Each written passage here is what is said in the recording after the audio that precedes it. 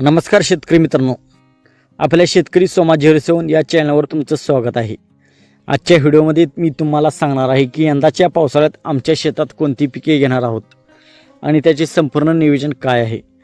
मित्रांनो, पावसाळा सुरू होताच प्रत्येक शेतकरी पेरणीच्या तयारीला लागतो।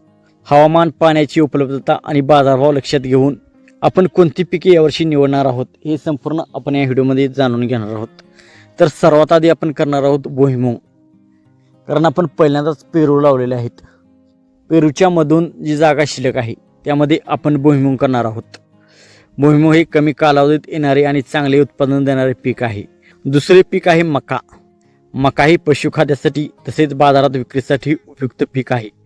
कमी कालावधीत उत्पादन मिळत असल्यामुळे अनेक शेतकरी मक्याला पसंती देतात आणि आपण पहिल्यांदाच आपण असं बोललेलो आहे की आमच्याकडे जर्सी, म्हशी, मेंढ्या ही जनावरे आहेत।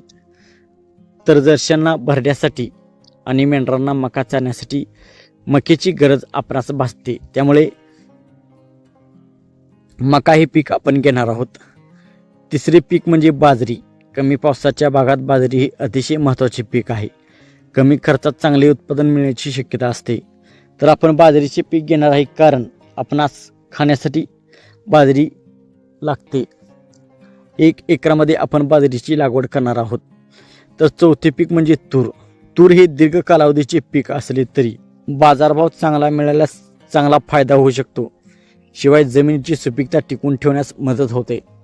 तर आपण 5 एकर तुरीची लागवड करणार आहोत, कारण आपल्याकडे तूर करून नंतर तुरीची बुसकट देखील राहते आणि आपल्याकडे मेंढी असल्यामुळे ते आपणास उपयोगी पडते। याशिवाय आमच्या शेतात पेरू आहे।